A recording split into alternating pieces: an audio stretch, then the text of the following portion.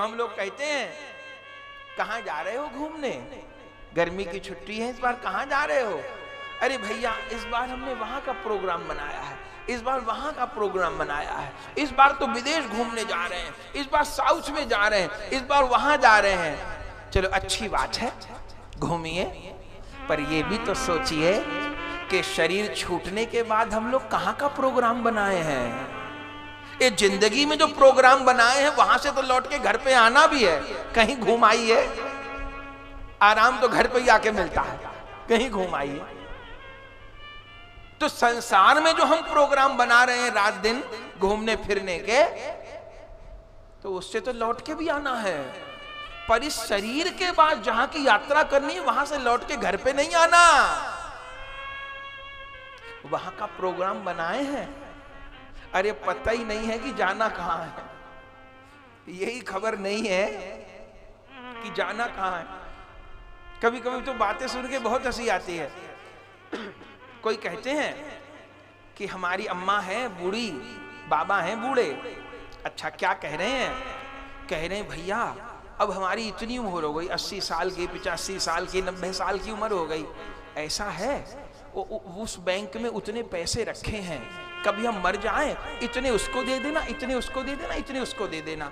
अच्छा वो इतना सोना रखा है, वो हार उसको दे देना, कान के उसको दे देना, अंगूठी उसको दे देना।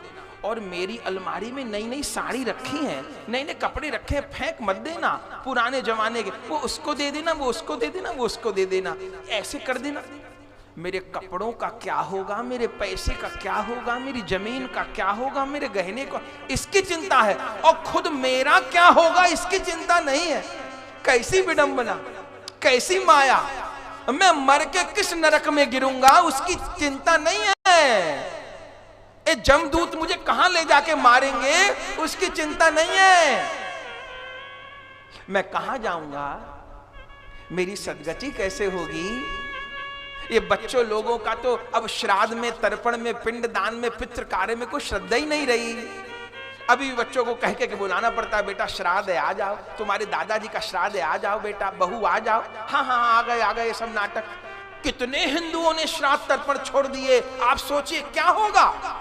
हमको तो लगता है 20-25 साल बाद ये श्राद्ध तर्पण बंद हो जाएंगे भारत में। क्या होगा, प्रेत बन के घूमेंगे पितर लोग, जल नहीं देते पितरों को, श्राद्ध नहीं करें, तर्पण नहीं करें।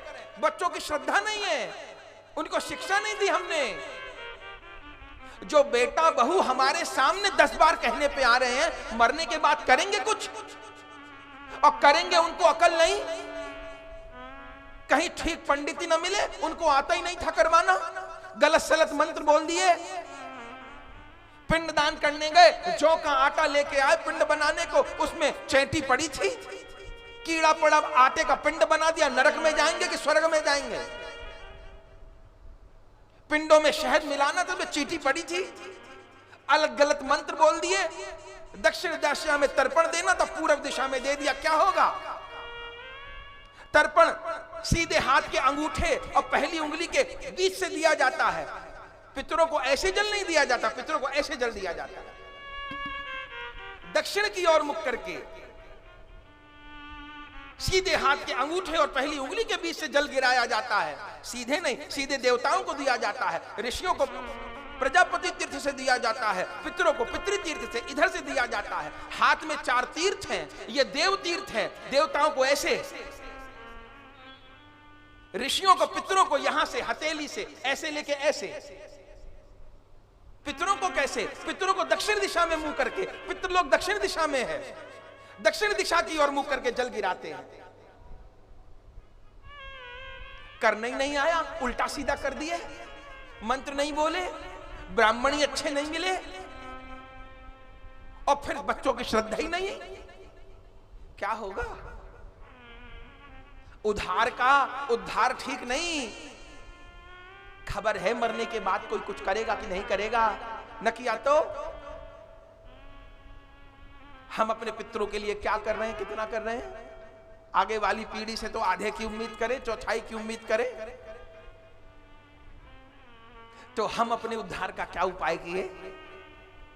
जिंदगी में तो खूब प्रोग्राम बनाए, बढ़िया बढ़िया बनाए, यहां के बनाए, वहां के बनाए, बढ़िया बनाए, उधर शादी में जाना है, इधर शादी में जाना है, उससे मिलना अच्छी बात है, व्यवहार तो सभी को करना है मेरे भाई, पर इस देह के बाद जो अनंत की यात्रा है उसकी क्या तैयारी की है? आत्मनिवेदन कहां किए हैं? कौन सी नौका में बैठ करके मैं भवसागर पार करूंगा? जिन रामचरितमानस जी की हम लोग कथा श्रवण करेंगे, राम कथा श्रवण करेंगे, गोस्वामी तुलसीदास जी के चरित्र में लिखा है, जब गोस्वामी तुलसीदास जी रामचरितमानस जी का लेखन किए, 75 वर्ष से ऊपर आयु थी गोस्वामी तुलसीदास जी की, तब तक गोस्वामी तुलसीदास जी नाम की 9 नौका भर चुके थे। जानते हैं एक नौका कितने में आती है? हमें ये तो पता है कि फलानी गाड़ी इतने लाख की आती है, वो गाड़ी उतने लाख की आती है, ये 5 की है, वो 15 की है, वो 25 की है, वो 50 की है, वो 1 की है, वो 2 की है, ये तो हम जानते हैं। पर मेरे भाई, जिस नौका में चढ़ के भवसागर पार होता है, वो नौका कितने रुपया की आती है पता है? हमारे ग्रंथ कहते हैं भवसागर से जो नौका पार करते वो नौका 100 करोड़ रुपया की आती है। तुलसीदास जी अपने जीवन में नाम की 9 नौका भरे थे। अर्थ क्या है? 100 करोड़ हरि नाम लेने पे 1 नौका भरती है। तुलसीदास जी तो 126 वर्ष तक धरा पे रहे, पर जब 75 वर्ष से ऊपर आयु हुई, शंकर जी की आज्ञा से रामचरितमानस लिखने बैठे 1631 संवत में, तब तक नाम की 9 नौका माने 900 करोड़ बार नाम ग्रहण कर चुके थे।